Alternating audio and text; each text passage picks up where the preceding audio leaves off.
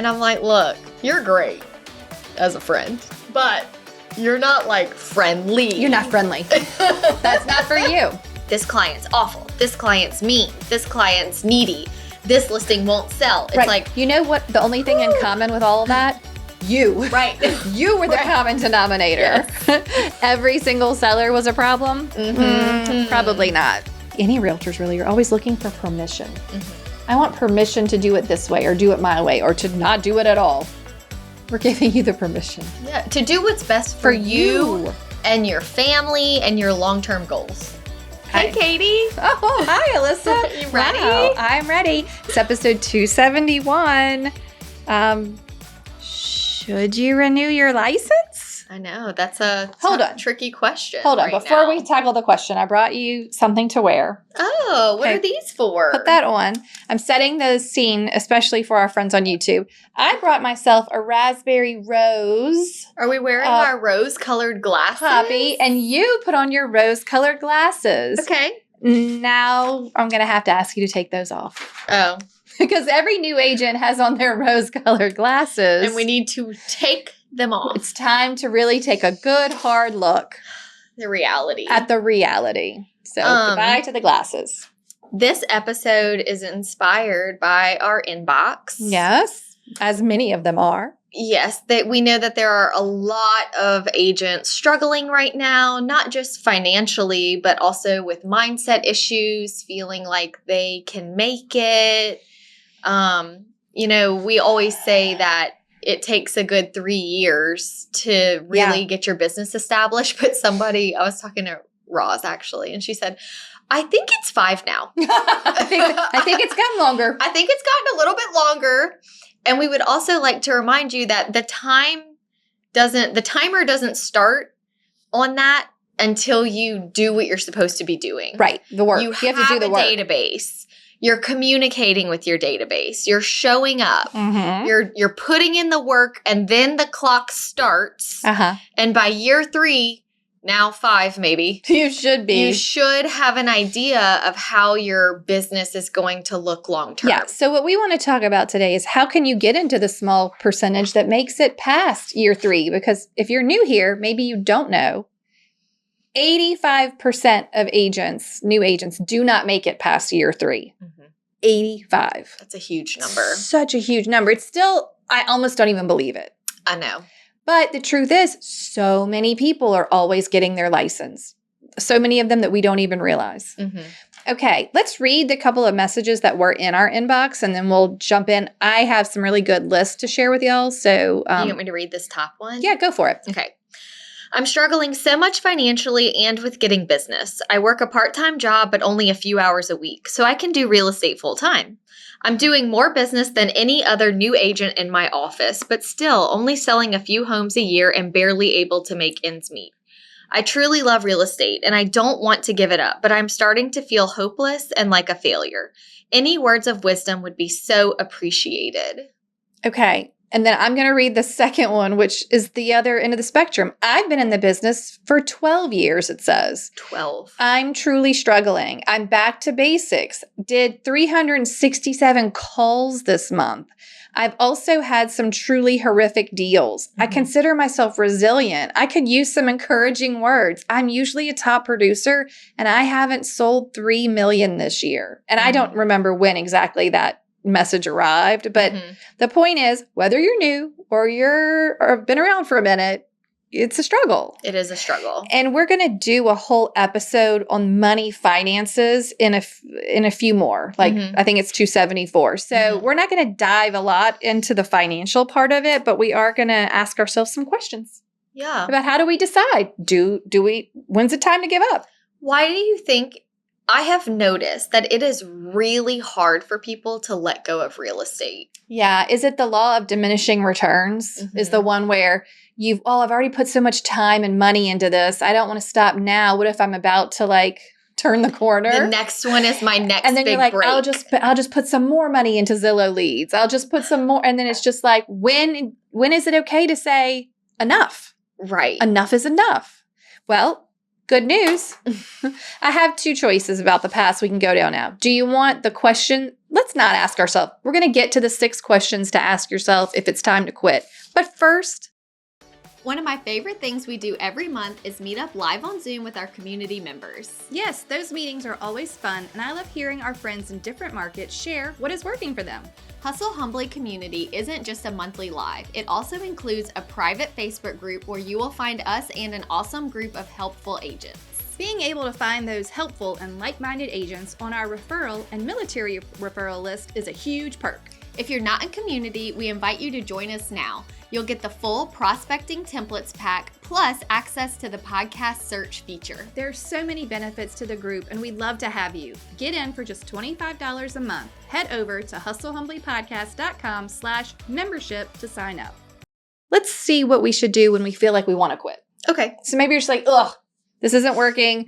What should I do if I feel like I want to quit? Here are the 5 things that we want you to do. Oh. Are you ready? I am. I'm going to let you even do some. They're Okay. labeled. Number 1, evaluate your numbers. Look at the past. Mm-hmm. Okay, so if you're brand new, 1 or 2 years in, this is going to be trickier. But if you're 12 years in, real estate is cyclical. It's not always up, up, up. Sometimes it's down. So getting out, and I did this, well, probably back in 2020, honestly, my little career overview, Yeah. which just quickly gives me the first year all the way through now, how many transactions did I close that year? What was the average price? What was my volume? How much was my total net commission? And then what was happening in the big picture? Yes. Like what's happening in the world, in the market, in my life? If I had a kid, this is important information. Mhm. And then I could look at it and be like, oh, okay, things are not so bad. When I go back and I take the, what do they call it? Like the 30,000 Yeah. height view, like, okay, maybe it's not as bad. Because when you're having a slow month or a slow quarter or even a slow year, you're like, I'm no good at this.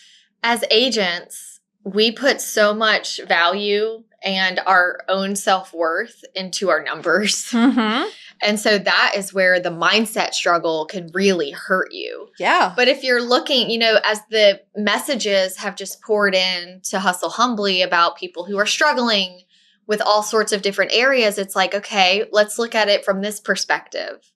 In 2024, we have had a major change in how we conduct our business. Yeah. National laws have been put into place. Horrible press about our career. Y'all, that matters. It matters so much.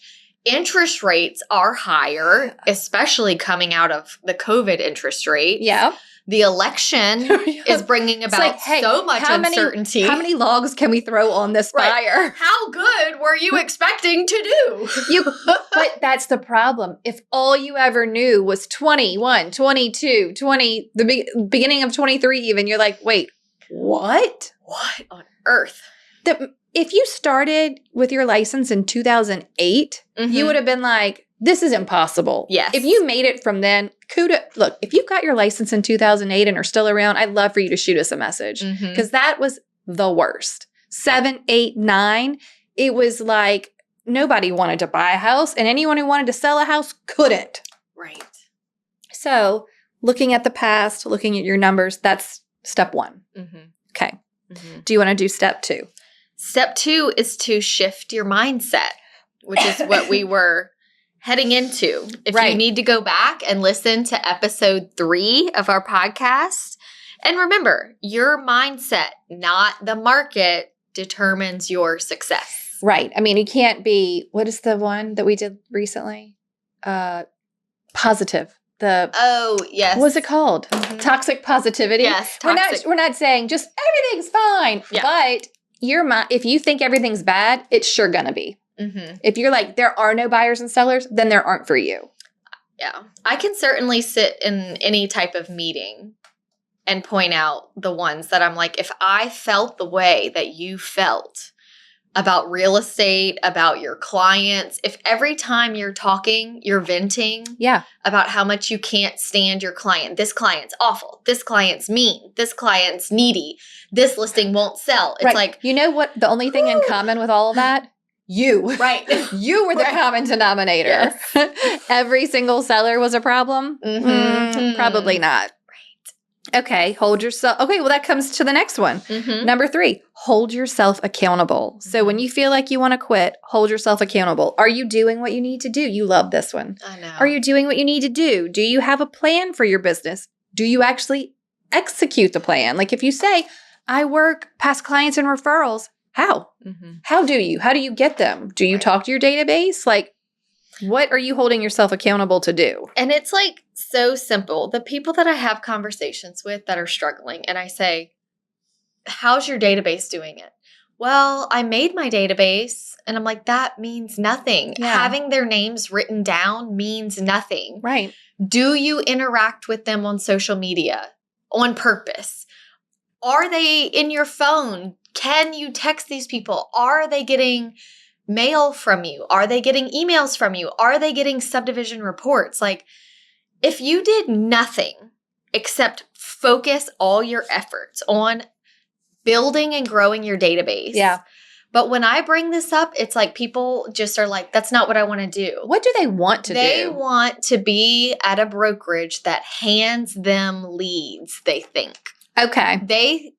Now, and I'm speaking based on people I have talked to. Yeah. Real people. Real people who I have talked to that are struggling right now. Mm-hmm. People are jumping ship, switching brokerages, anyone who's handing out free leads. And I'm like, you actually probably don't want that business. That's going to be the hardest business. You think working a database is hard? It's not.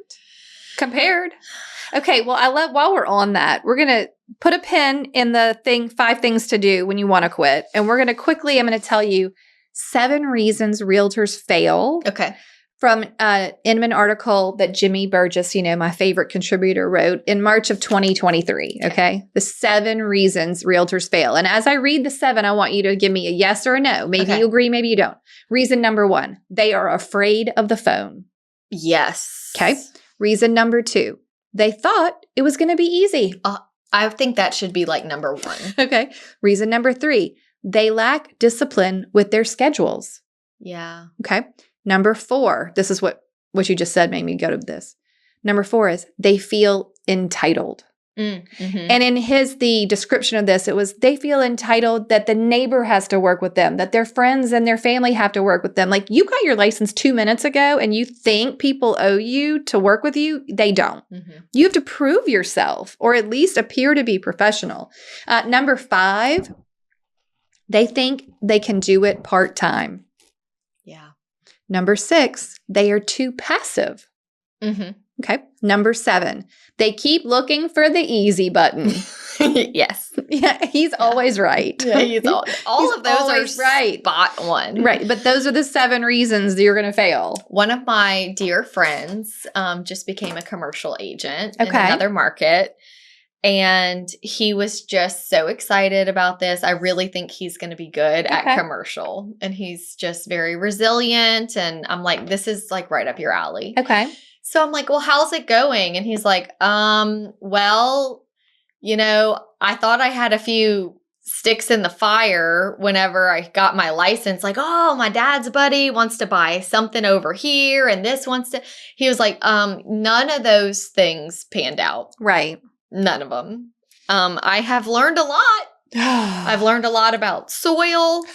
I've learned a lot about regions and zoning. Uh-huh. He's like, I'm learning.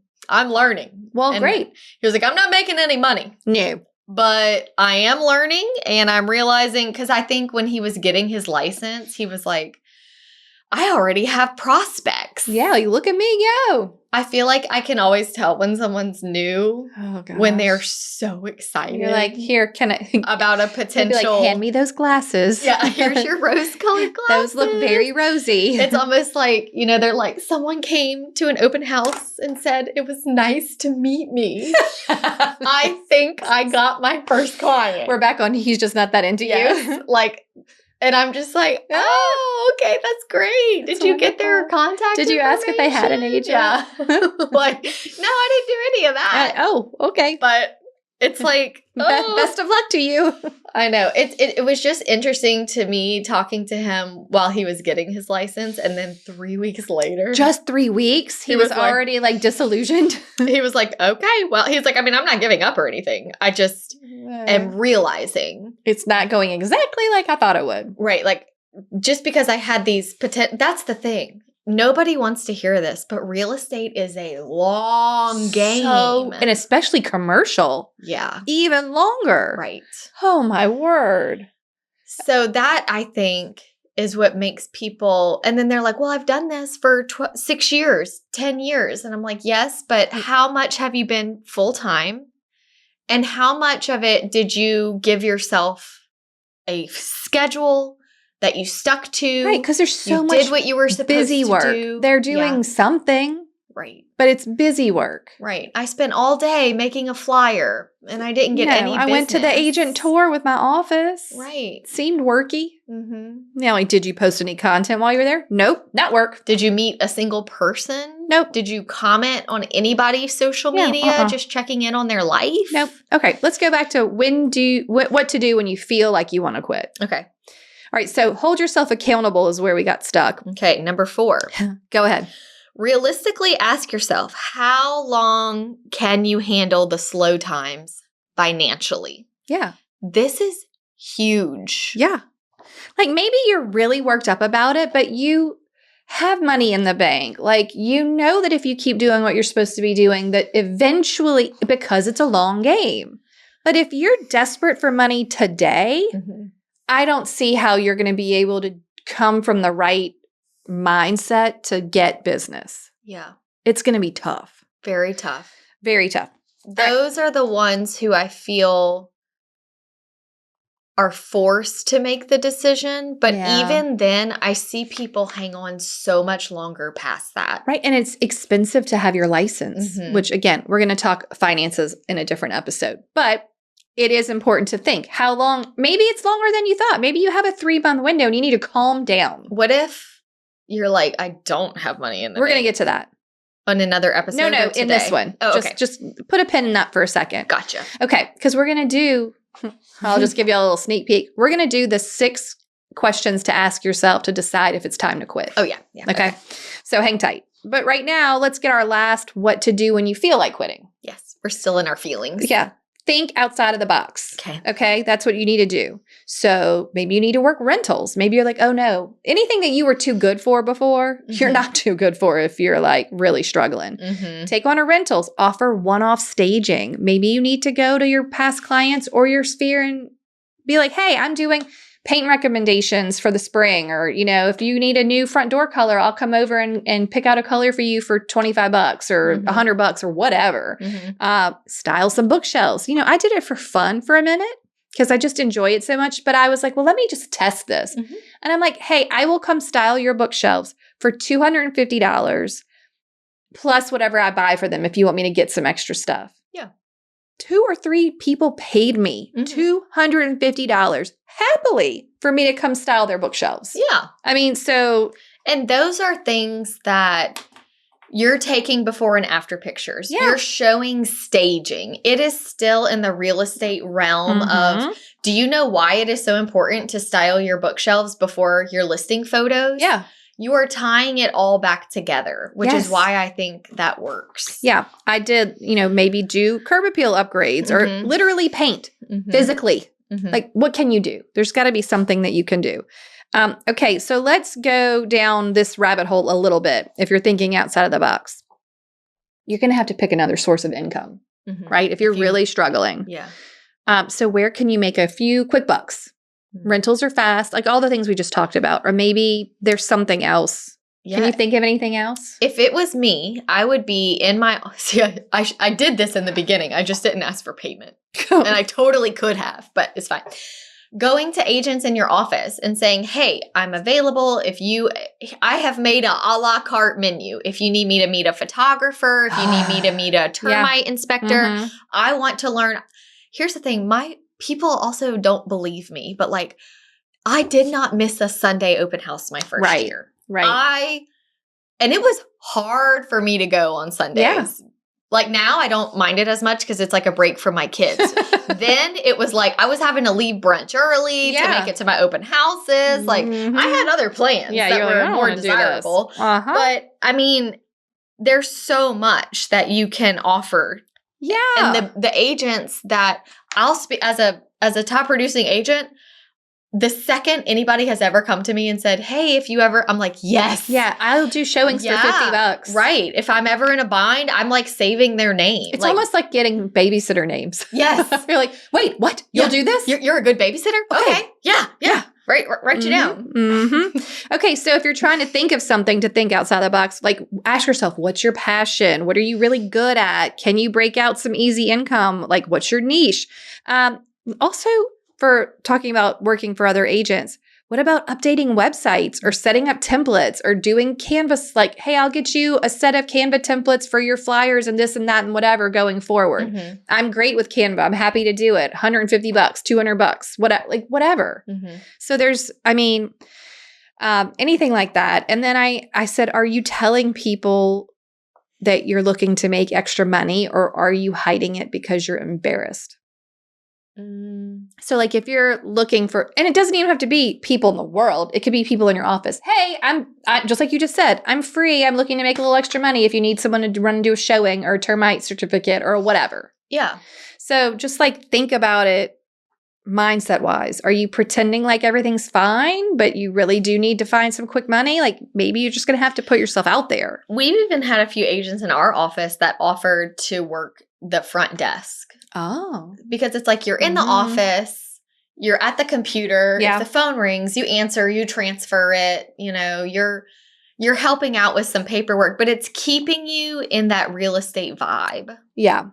The other thing I had to say about, we've noticed in our messages that a lot of agents are also finding part-time jobs. I think that it's okay. Being a part-time agent is a lot less of an issue if you don't have any clients. Right. Like, it's okay. I'm like, you can't be a full-time agent with no clients at all. Correct. Right? Like you're going to have some clients. So as long as you pick another part-time gig that gives you the freedom to work professionally when you do get a client, like as long as you can work in business hours, I think that's okay. I think that saying we prefer you to be a full-time agent is if you have business. Like if you have no business and you need a part-time job, that's totally fine. But what's your plan? Yes. How will you serve the clients you do get professionally? Okay. You want some mindset reminders? Yeah. Okay, here are a few mindset reminders. Making an adjustment doesn't mean you're a failure. Okay. It is not a reflection of who you are as a person if you make the decision to quit. Like, y'all, really? So many people that I have talked to, I'm like, it's so hard for me to hear them and understand what's keeping them here. But it is just this pull that real estate has on you at times where the dream is... It's like right there. So close. But I'm like, but it's been 8 years. Well, right. If you're still not, like maybe it's just not your calling, your passion. And if it's making you a depressed person, right, it's not bringing out the best in you. No. So maybe there is something that would bring out the best in you. That would make you less stressed. Okay, other mindset reminders. Taking what the market is giving you and making smart decisions is something to be proud of. Yeah. Like making adjustments and being adaptable is something to be proud of. And now is the time to survive. And later will be the season of thriving. Remember our generations from episode 257. Like, we're all just trying to survive right now. Yeah. So you're not alone. That's how to show you our realtors, that episode. So we're trying to be survivalist. Just make it through. It might not be a thriving season. All right. Those are my mindset reminders. Those were great. Any thoughts? I think a lot of people need to hear that. And I've said just as much. And when I really am like poking these people who are talking to me and I'm like, what's making you want to be here? Yeah. They really can't say. It's like they can't well, I liked the idea of having a job that was flexible enough to let me be with my kids more. Or it's like, but what good is that if this career is belittling you so much. Yeah. That it's affecting your self-confidence. It's affecting your happiness. Right. But then it's like when I do see people that have left confidently, Yeah. I'm almost a little jealous. You're like, oh, that's awesome. They were like, what's that saying? Are you going to fish or cut bait? It's like, it's okay. Yeah. Sometimes it's okay to walk away. Yeah. But the people who are like, look, that was not for me, or that was so hard, or I had to get a job that paid me every 2 weeks. Look, that's true for a lot of people. And I remember someone saying that so confidently and like unselfconsciously. And they were like, I don't care if it's less money overall. I just need consistency. I need to know. And I was thinking that does sound kind of nice. That is enticing. That is a bit enticing, right? Yeah. There's no shortage of jobs out there in the world. All right. So is it time to quit? Are you ready to ask yourself these 6 questions? Is it time? Because look, we are positive on the podcast, and obviously we would put ourselves out of business if you all quit and didn't listen anymore. Yeah, we don't want you to quit, but we want you to do what's best for you. Yes. So here are the questions. Okay. Is it time to quit? Ask yourself these 6 questions. Where did you get these questions? In my brain. These are going to be good. Oh, I hope so. There's a lot of pressure, so feel free to add some questions if you want.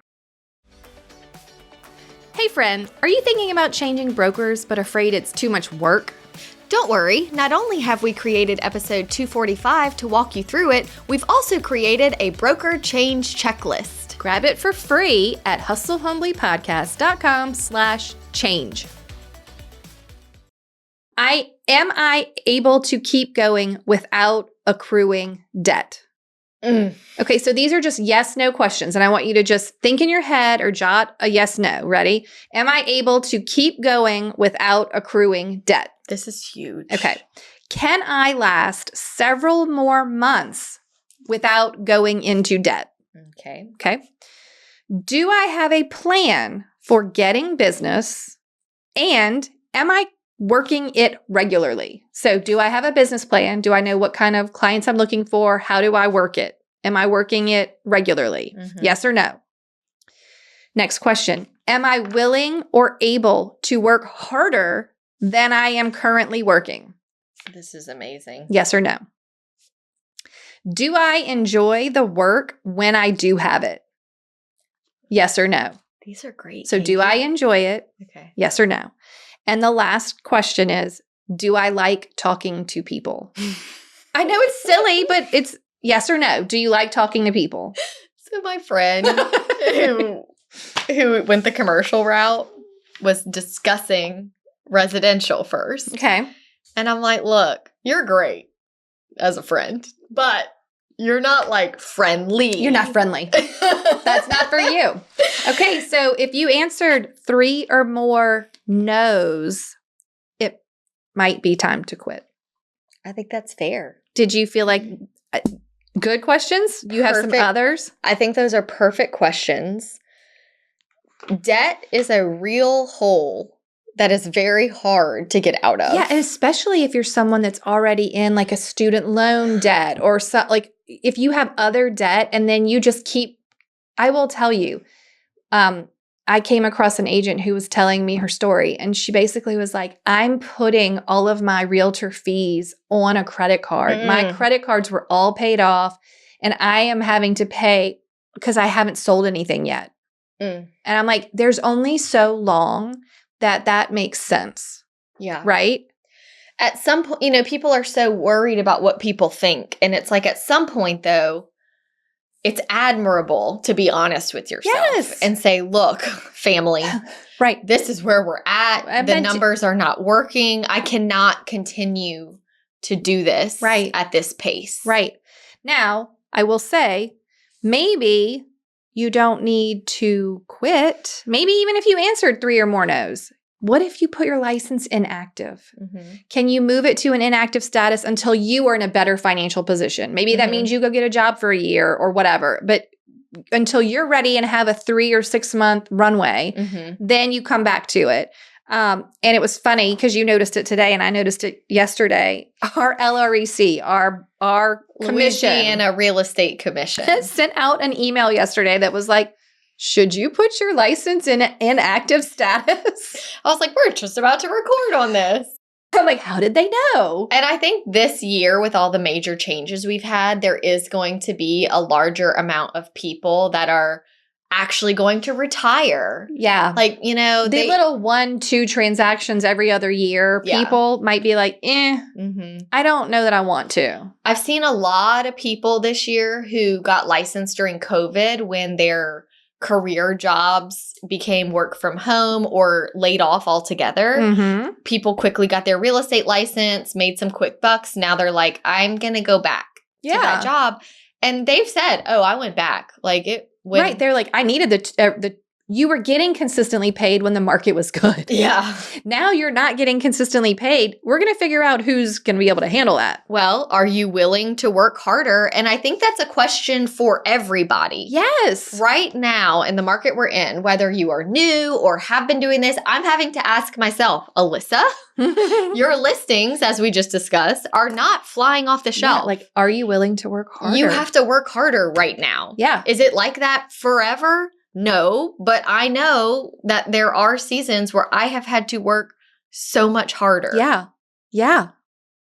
And only you can answer that for yourself. And it's so hard for people to answer that honestly. Right. Like, yeah, I can work harder. Hoorah, let's do this. And then for a day or two, you're like doing it. Well, then one of your questions was, am I working? And so many people are so fast to say, yes, yes, like you said, I went to my sales meeting and then I went on tour and then I picked up my kids and it's like, okay, but when did you talk to humans? Right. Did you open your spreadsheet at all? Yeah. And I also can tell if they're immediately jumping to excuses. Yeah. Well, my broker said they were going to give me leads and they haven't given me any. Right. Well, I don't know that many people here, so I don't my database isn't huge. It only has like 20 people on it. Like, what are you going to do about that? Right. But even if you don't talk to the 20, don't kid yourself. You can have a great business with 20 people who love you and would refer you. Yeah. Think about that spider web, how far it could reach. People who have huge databases maybe they only have 1 or 2 or 3 key referrers. People who always, for sure. If you had all 20 of your people were like, wow. We're going to send you referrals. Right. If each person sent you 2 referrals of on your 20-person database, you wouldn't be able to handle it. It's more than you would want to do in that year. Mm-hmm. It's more than you would. Most people, when you ask them, say, I want to do 24 transactions. Mm-hmm. That's like the kind of. Yeah, 2 a month. Which is funny. Because I get it. I get a paycheck every other week. Right, which is funny because the actual average for agents is like 11 or 12. Yeah. But everyone will say, I want 24, which is fine. Everyone wants to double it. But even then, if you had 20 people and they each sent you 2, you're getting 40 transactions. You don't want to do 40. Mm-hmm. It's a different lifestyle. Yeah. It's a different lifestyle. I also think, speaking about debt and spending money, there are so many products out there targeting these people. Yeah. That promise, if you buy this, do this, you will be successful. And we must stop listening to that lie. Yeah. Because during this time, if you're in this place, you need to be asking, how can I do this without spending more money? If it costs money, don't do it right now. Like, that's an immediate no. You don't need to be doing mailers like to subdivisions. What do they say? Pay yourself first. But I think that's the same with like this mentality. It's like the business has to make money before it can spend money. You can't spend money on marketing if you have no money. So we really need to watch what we're spending our money on. Yeah. Like our office right now, is going through our transition with new signs. The company is giving us signs for free. Okay. If you want special signs, you pay for them. It is extra. I am not even paying for the new extra ones. You're just like, give me the regular ones. I'm like, yeah, just give me the regular ones. I don't care. Like, right. But I see agents who I know just in our meeting are struggling, spending so much money on things that I know are not going to bring you a return. Yeah. Like, what kind of return are we getting here? Yeah. So it's tough. hard to have these honest questions with yourself. Yeah. And have you ever thought about quitting real estate? Me personally? Yeah, since you started?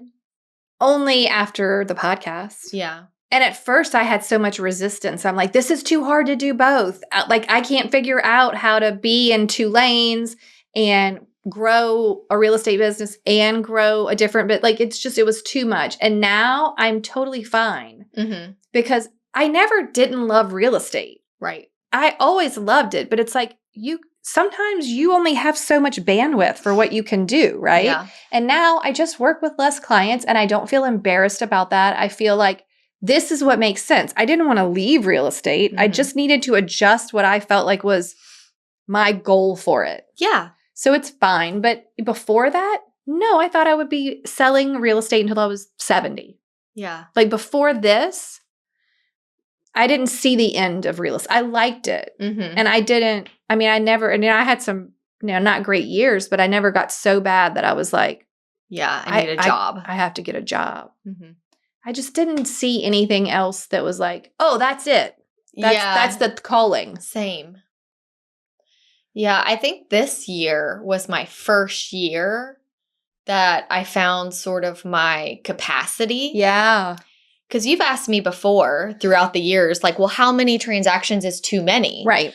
And what's weird is I found my capacity at a time when it wasn't the most transactions I had ever dealt with. Yeah. It was at a time when I actually only had a few transactions, but I had very disgruntled clients. And I think that's due to the harder market. Yes. Like in an easy market, it's easier to do more transactions. In a hard market, emotionally and the workload, it's just different. Right. One listing is going to take you 3 months to sell in a hard market. Well, then that means you've got to work the one listing for the whole 3 months. Because I had those like 2 or 3 that were super hard the whole time. Yeah. And I'm usually pretty tough. And maybe I had let my guard down a little bit. But those had me not thinking about getting out of real estate, but just reevaluating life. Like I was like, oh my gosh, I have found my limit. I actually cannot handle another unhappy or difficult person. I remember the episode you said you were going to work with dogs. Yeah, just dogs. Just dogs. And I'm going to go be a barista now. Yeah, I mean, look, take a break. Yeah. Do you want to talk for a minute about confidence or adapting? Yeah. I did a little research. There was a TED Talk on adapting by Natalie Fratto. And she said there were 3 ways to measure adaptability and to improve your adaptability. Okay. Number 1 was to ask yourself what if questions. So like, what if I don't get another client for 2 months? What if this client takes me X amount of time to work with? What if this new listing takes 6 months to sell? And then you kind of work through like how many answers to the what if question can you find? Right. Okay. That's kind of helping you grow and expand your ability for adaptability. Okay. And I think this is really helpful because I do think a lot of agents that are in the position of struggling are in denial. Yeah, right. That's why it's so hard to answer these questions that we're supposed to ask ourselves in an honest manner. Right. Because like, no, it's fine. I do work hard. I am working. I am working, but they are actually in denial. And I think that, I've talked before about how I interviewed 3 brokerages. Right. And the first 2, I left so excited about real estate, I almost didn't even go interview. Thank God you went to the 3rd one. And then she said, what if you don't sell a house your first year? She did the what ifs. She did. And I went, well, she's like, well, do you have a spouse that helps you? And I was like, no, I'm single right now. She's like, whoa. She's like, okay, well, what about your family, your parents? I'm like, I don't ask them for money. Like, no. She's like, well, how do you make money? I was like, I bartend, but it's just me. I don't need much, Yeah. And she prepared me for not selling a house my first year. Yeah. So that when I did, you're like, look at this money. I was so excited instead of, well, it took me 8 months, but here's the first house finally. Yeah. Like she was framing my expectations and my mindset. And what's funny is at the end of my first year, I did pretty well. And I told her, I said, you said, that I wouldn't sell a house. And she was like, I knew you were going to sell a house. But I got to set your expectation. Be prepared. Yeah. How many months until your first one? 5. 5 months. Mine was 6. And the house was like $105,000. Oh, right. And my check was so Mine tiny. definitely didn't break 200,000. Yeah. Back in the beginning of my career in 2005 and 6, my dad built a spec house like at maybe 2006 or 7. And he was like, I'll let you list it for $347,000. And I was like, this is like the most expensive house I have ever even been inside of. Wow. Yeah. Okay. So the other 3 ways to measure adaptability. 1 is the what if questions. 2 is to get comfortable with unlearning. So whatever you think the way is, are you comfortable with trying a different way? Yeah. If you think the only way is online leads, if the only way is open, whatever it is, if you're just so stuck in your way and you're not willing to unlearn that and relearn something different, you're not adapting. I have a story. Oh, good. And also, Kilo is snoring Kind of loud. pretty loudly in the background. So, Yeah, like sorry, we thought he'd let him stay in here, but he is really conked out. Okay. Well, I hope it doesn't put anyone to sleep. Yeah. So, I found, on my coffee date era, Mm-hmm. the ones that started repeating. Yeah. Okay. So, it was like I'm talking about. I'm just going to move his head. Yeah. He's really snoring loud. He's like, oh, sorry, am I snoring? There we go. Sorry, guys. I would meet these agents for coffee. Okay. Nobody really liked what I had to say about building your business, having a database. It takes time to form relationships. Uh-huh. This is the best business. You're it just like, takes a little just time. telling you the truth. But it's literally like their response is like, well, that's not fast enough. No, I'm not going to do that. 3 years later, same person, same people. I can think of more than one. Oh, my word. Hey, you want to meet up? Haven't seen you in forever. We meet up and it's the same thing. Oh, man. And I'm thinking, if you would have started then, Mm-hmm. you'd be done. You'd be done. You'd be But on the you way. didn't. You'd be on the train. We're 3 years in Yeah. and you're still doing the same thing because you thought it would be faster. Right. But it hasn't happened. You know what I picture? Like, the movies when the train is going down the tracks and someone's running after the train and they're trying to run faster and faster to jump on the back of the train. Yes. That first 3 years is you running to get on the train, right? You're just running after the train. We're trying to get on. If you run fast enough and you work hard enough, you will jump on the train. And then once you're on it, you're kind of like, oh, okay, now I'm on it. And it's like, it's almost hard to get off the train, right? Yes. Like the business will be pretty, if you keep doing the stuff that you did, and if you really put the time into it, it's hard to get off the train. Mm-hmm. Like that's your business just doesn't go away if you keep working it. Right. Okay, you want the last adaptability measure? Yeah. Infusing exploration. Oh. Previous success can be an enemy to your adaptability. Oh, this might be happening with the agent that wrote in her year 12. Yeah. She's like, I'm used to having these huge years and I Right. haven't even sold 3 million this year. Right. So, and actually in this TED Talk from Natalie Fratto, she tells the story of Blockbuster.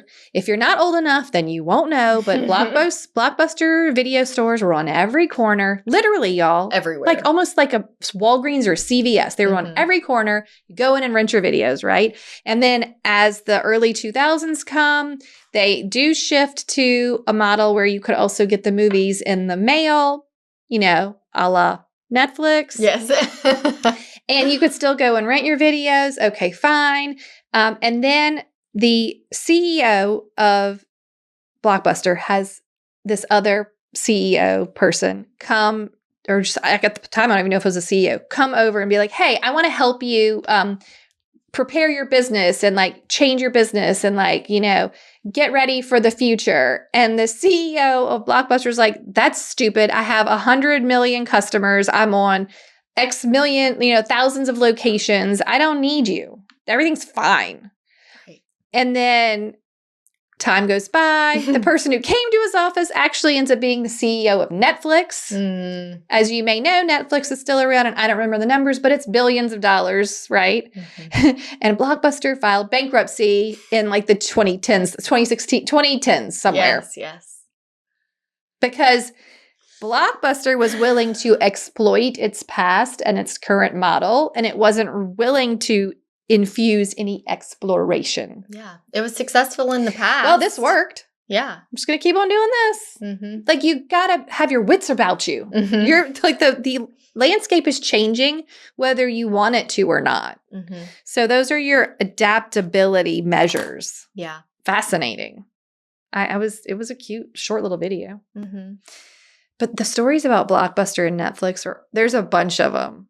Well, there's so many parallels to life within that. Yeah. And adapting. Yeah. And yeah, I agree. I think that too, even me, when I started hitting some of the big numbers and then going back down a little, it felt bad. You're like, oh no. Oh no. But Mhm. it's like, no, you had children and the market is different. Things change. Yeah, the season of life. Season of life. What season of life are you cycles in? of the What market. can you actually handle Right. where you are right now? Right. Okay. Last thing I wanted to bring up as we talk about should you quit and is where does confidence fit into all of this? Okay. So it kind of goes hand in hand with our mindset reminders. But confidence is that little magic piece of the puzzle, right? That it will solve so many of the pains in your business, right? Yeah. So if you don't feel confident asking buyers and sellers to work with you and pay you, you're going to struggle. This is the basis level of it. Like, if you don't know, and we just can't afford in this type of a market to lose a warm lead. Because I wasn't confident, right? Like, oh, if your neighbor mentions something about maybe moving and you're like, oh, if you don't have your confidence down right now, don't let anything slip through your fingers. You can't let anything slip through your fingers because it's our confidence and our competence that people know and will read from us. So I just wanted to say you need to keep that where it needs to be. You can use your education to grow your confidence and your competence. You can go to classes at your office, at your board, listen to the podcast. There's so many ways to, for free, build your confidence and your competence. Yeah. And then you won't lose those little bit of leads that are out there. Mm-hmm. We can't lose any. We can't lose any. I wrote down whether you think you can or you think you can't. You're right. You're right. You're right. One of my favorites. Mm-hmm. I know. So I hope this was helpful. Yeah. And I hope if you're listening and you're like, you know what? Real talk, this is not for me. Please know you're always welcome here.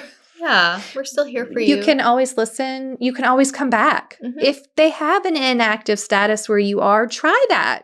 If you're While you get on your feet, take a breather. Reset, wait for a market up, or wait for you to save up some money, whatever it might take. Or if you're just like, this just isn't for me. You're right. I don't like talking to people.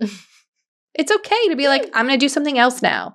Gary Vee talks a lot about how people put so much pressure on themselves when they're young, like before the age of 25 or before the age of 30. I have to know what I'm going to do. Or before I go to college, I have to know what I want to do. And he's like, your 20s should be trying as many different things as you possibly can to find the one that you actually like, that you're actually good at, that you actually want to do. There's no shame in changing course. Right. There's just no shame in saying, you know what? That actually wasn't a fit for me. Mm-hmm. I mean, I could have stayed in retail management. Yeah. That was not a fit for me.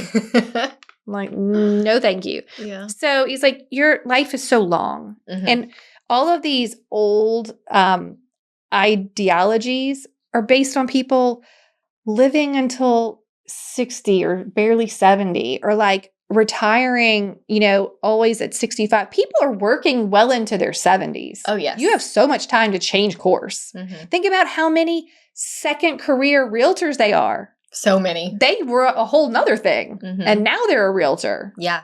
That's actually really common. Very common. So I hope this is your calling and that you're feeling more positive. Yeah. And we'd love to hear from y'all. Yeah. How y'all are doing. I know. If it's not for you, it's okay. Yeah. It's totally okay. I hope this is actually helpful. I think it is. I think it was good, hard questions. Sometimes we got to really evaluate ourselves. Yeah. And I think our listeners specifically are or actually any realtors really, are always looking for permission. Mm-hmm. I want permission to do it this way or do it my way or to not do it at all. We're giving you the permission. Yeah, to do what's best for you and your family and your long-term goals. Like, what do you need? Mm-hmm. If this is putting you into debt, stop it. Right. No more debt right now. No more. Okay, that's all I have. Okay, great. Well, let's do a toast. Okay, goodbye. Hi everyone, Realtor Rochelle from Portland, Oregon. I'm going to give a toast to one of the girls I love most, Stacy Hartzler, also located in Portland, Oregon. Her and I totally believe in community over competition, and that is one reason why we love listening to Hustle Humbly. I just want to toast you, Stacy, for always being in my corner, being someone I can turn to in business and personal life. I love you to pieces, and I hope that you have a great and successful year. Thanks everyone for listening to Hustle Humbly. I just love these girls.